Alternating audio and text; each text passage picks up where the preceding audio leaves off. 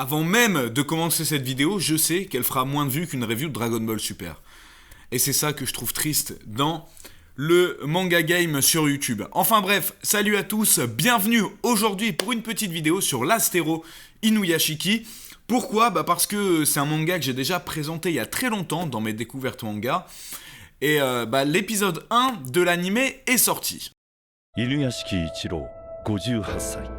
孤独の先に待つの.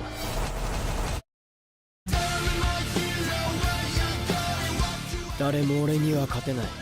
アメリカの軍隊でも。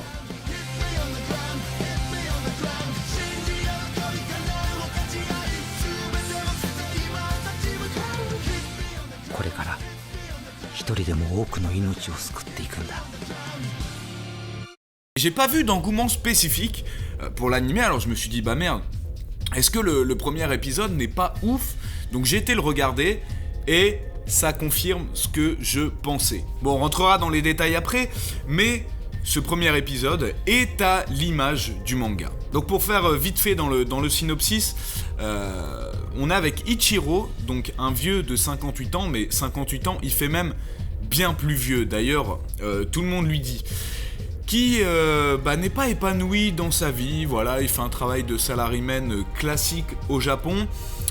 Sa femme n'a pas l'air de faire grand chose et ses enfants le renient un petit peu, même beaucoup. Ils ont un peu honte de lui jusqu'à un point où sa fille, quand il y a une de ses amies à la maison, dit que c'est son grand-père. En plus de ça, il a des gros soucis de santé puisqu'il apprend justement dans l'épisode 1 qu'il a un cancer de l'estomac et qu'il va mourir dans 3 mois.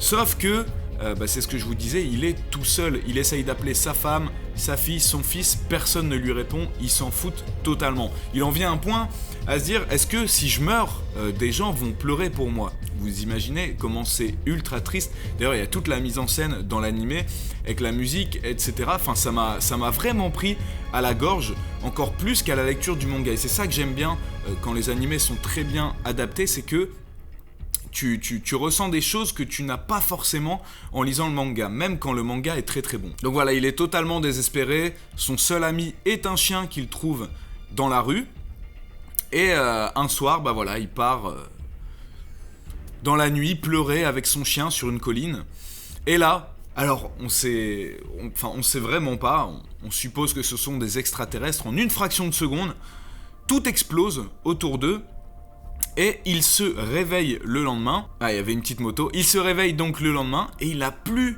aucune douleur au dos. Il est totalement guéri. Il comprend pas ce qui se passe, à vrai dire. Et un soir, pendant encore ses petites balades nocturnes, il va rencontrer un SDF. Alors ça c'est aussi un truc assez triste, je trouve. Voilà, tu vois en fait les gens des campagnes qui vont à Tokyo et qui ne réussissent pas, enfin on présume qu'il vient de la campagne, ce monsieur, et qui sont totalement désespérés. Et là il retrouve un espoir, puisqu'il appelle son ancienne femme, elle lui dit voilà, je te laisse une deuxième chance, tu trouves un travail, tu t'en sors, en plus on apprend qu'il va avoir un logement, donc voilà, ce SDF est content, et il y a un petit groupe, excusez-moi du terme, d'enfoiros qui arrivent, des jeunes, qui vont s'amuser à lui tirer dessus au feu d'artifice et avec des battes de baseball. Et d'ailleurs ça va très très loin, parce qu'ils disent même pétez-lui les jambes, comme ça il peut pas s'enfuir, tant que vous le tapez pas à la tête, de toute façon il va pas mourir et on peut faire ce qu'on veut. Donc, enfin voilà, c'est un animé, un manga quand même, j'ai oublié de le dire, mais c'est un seinen, donc c'est quand même assez... Enfin, pour les adultes, et d'ailleurs c'est le mangaka qui a fait Gantz, voilà, bref. Et la seule personne qui va avoir les couilles d'intervenir, enfin surtout que c'est le seul, c'est Inuyashiki qui va se dresser devant eux. Et il va se faire d'ailleurs totalement démolir, mais en fait, ce qui lui est arrivé sur la colline, il se transforme en machine. Et puis là, il envoie des explosions partout vers les enfants. En fait, il abrite une machine à l'intérieur de lui, donc on suppose en fait que ce sont les extraterrestres qui lui ont donné sa technologie, parce que sinon il serait mort, et voilà, il voulait pas laisser un homme mort. Enfin bref, c'est d'ailleurs pour ça qu'il n'a plus aucun souci de santé. Et donc il va faire fuir ses enfants, mais c'est pas tout.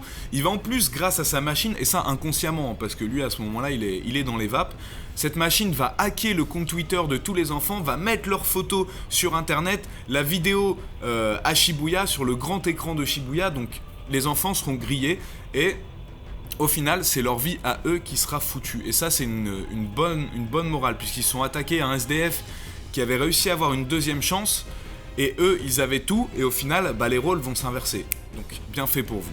D'ailleurs, au moment de cette scène, c'est magnifique. La mise en scène, la musique, les effets, la 3D. Quand on a eu le trailer, j'avais un peu peur de la 3D. J'avais peur que ça nous fasse un truc à la Hajin.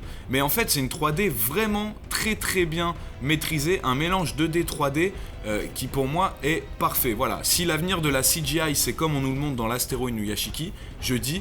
pourquoi pas. Alors j'ai vu des gens qui râlaient un peu sur la voix du personnage.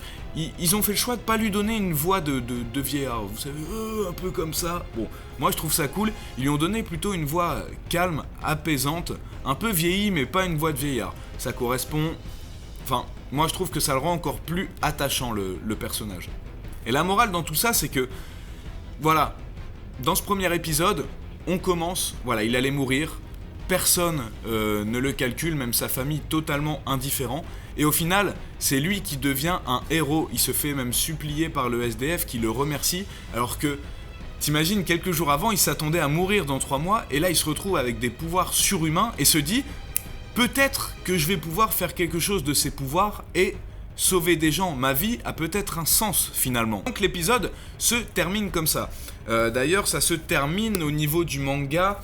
à un chapitre de la fin. Il y a un chapitre qu'on voit pas, et ce chapitre c'est la présentation d'un autre perso, et c'est ça que j'adore dans ce manga, qui est un jeune lycéen qui va avoir les mêmes facultés, sans trop vous spoiler, sauf que lui ça va être l'effet inverse. Il a tout de base, voilà, il est brillant, beau gosse, etc.